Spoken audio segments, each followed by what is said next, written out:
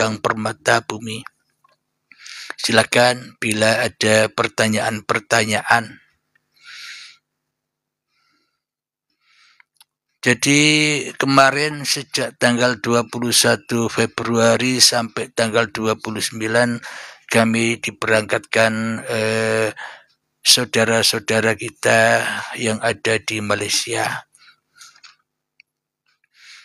dan melihat negara Malaysia sungguh indahnya, bersih, sehingga jauh mata memandang yang ada hanyalah rahmat Allah, keindahan Allah,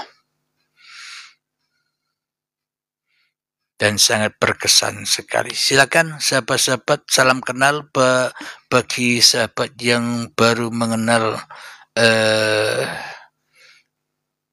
live ini, dan bagi sahabat-sahabat yang ingin mendalami kajian ini bisa ditonton di YouTube Uripe Allah. Uripe Allah. Apa yang dimaksud uripe Allah itu? Hayatullah, hidupnya Tuhan. Karena hanya Tuhanlah yang hidup. Kutiupkan rohku. Kenapa kok ditiupkan rohnya Tuhan? Karena bila tidak ditiupkan roh Tuhan, ya manusia jadi patung, tak bisa hidup. Dengan roh Tuhan itulah maka manusia bisa bergelar. Dengan roh manusia itulah, dengan roh Tuhan itulah maka manusianya mengenal dirinya. Dengan roh Tuhan itulah maka manusia diberi nama. Nama saya Abdul Halim. Nama Anda siapa? Anda tahu nama-nama Anda masing-masing, karena sebenarnya yang tahu nama-nama itu bukan kita, bukan manusianya. Allah lah yang tahu nama-nama itu, karena hanya Allah lah yang menamai diri kita. Allah menamai diriku Abdul Halim. Allah menamai diri Anda siapa? Karena tanpa hidup maka kita takkan pernah diberi nama. Dengan hiduplah maka nama-nama itu ada. Akan tetapi adanya semua nama-nama itu adalah rahasia. Nama Allah yang ke-100 adalah nama diri kita masing-masing. Bila kita sudah tahu bahwa nama diri kita ini pun juga pemberian Allah, maka kembalikan lagi nama yang ke-100 ini sehingga sempurnalah nama Allah yang ada. Silakan para sahabat-sahabatku yang ingin bertanya atau ada yang mau naik, silakan. Oh, ada pertanyaan dari Abang Musafir Iman. Apa yang dimaksudkan Ruhul Kudus, roh yang suci? Makna dari Ruhul Kudus ini adalah ketika manusianya sudah mengembalikan kedagingannya, sudah mengembalikan keakuannya, sudah mengembalikan kehidupannya, bahwa sesungguhnya yang hidup ini adalah Tuhan yang menciptakan manusianya, yakni ketika manusianya rela dan ridho menghaturkan kembali ke langit, maknanya menghaturkan kembali kewujudannya, menghaturkan kembali kehidupannya, menghaturkan kembali kedagingannya, keakuannya, maka sucilah manusia itu.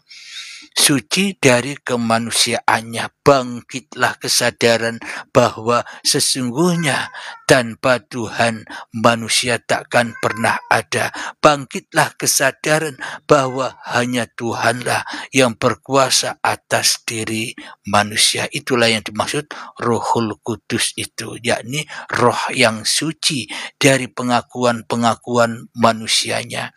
Itulah sebabnya manusia bisa membawa terbang syariat-syariat kemanusiaannya ke langit, yakni dihaturkan kembali kepada Tuhannya yang lebih berkuasa daripada diri manusianya. Apapun agamanya, apapun syariatnya yang berlaku atas manusianya, agama apapun Anda, jangan pedulikan agama lagi, naiklah tujuan manusia, yakni inna lillahi wa inna ilaihi raji'un, datang dari Tuhan, kembali kepada Tuhan. Itulah tujuan seluruh agama yang ada di dunia ini, agar mencapai toleransi yang tinggi, maknanya mencapai kekuasaan Tuhan yang menciptakan berbagai macam manusia, berbagai macam kebudayaan, berbagai macam golongan, berbagai macam agama.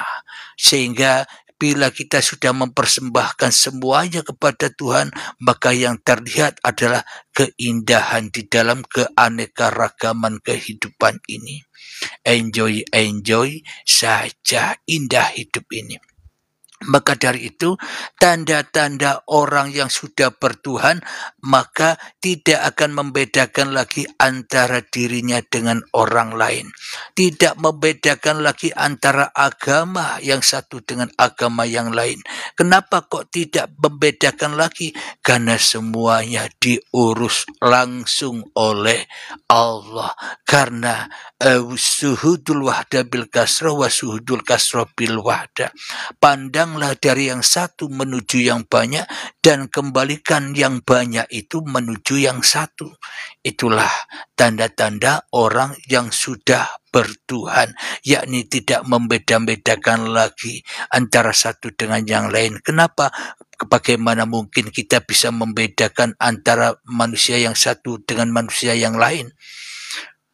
Wong ternyata dari manusia yang satu dengan manusia yang lain itu sama-sama di dalam liputan, sama-sama di dalam kehidupan Tuhannya yang menciptakan. Maka bila yang memandang hanya Tuhan, maka tak ada yang selain Tuhan. Tapi bila kita memandang hanya pada manusianya, maka bercerai-berailah manusia itu. Pasti saling tidak toleransi lagi, saling membedakan, saling menghujat, saling menyalah-nyalahkan, saling mengkafirkan. Kenapa? Karena manusianya masih dituhani oleh hawa nafsunya sendiri-sendiri. Jadi tanda-tanda orang yang beriman itu, agama apapun Anda tak peduli. Tanda-tanda iman adalah ketika sudah tak ada perbedaan lagi antara diri kita dengan seluruh umat manusia. Kenapa? Karena sudah ketemu dengan Tuhannya seluruh manusia. Tapi bagi orang-orang yang belum bertuhan, apapun agamanya, maka agama itu hanyalah untuk formalitas saja, untuk tipuan saja, menyembunyikan kekafiran diri kita kepada Tuhan lewat agama-agama itu, sehingga kita bercerai-berai, sehingga kita saling merasa yang paling benar di dalam agamanya.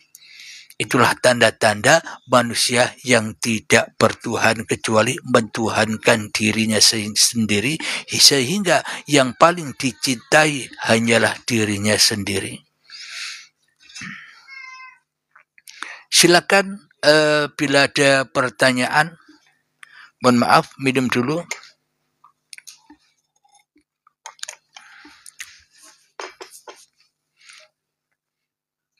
Permata bumi, alhamdulillah. Semoga jawaban-jawaban bisa diterima, bisa dipahami. Di sini bukannya saya mengajari, bukannya saya punya ilmu. Di sini kita saling berbagi atau mudzakarah.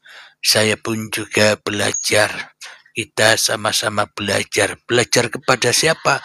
Belajar langsung kepada Allah. Silakan Bunda Mamaja, silakan bila ada pertanyaan.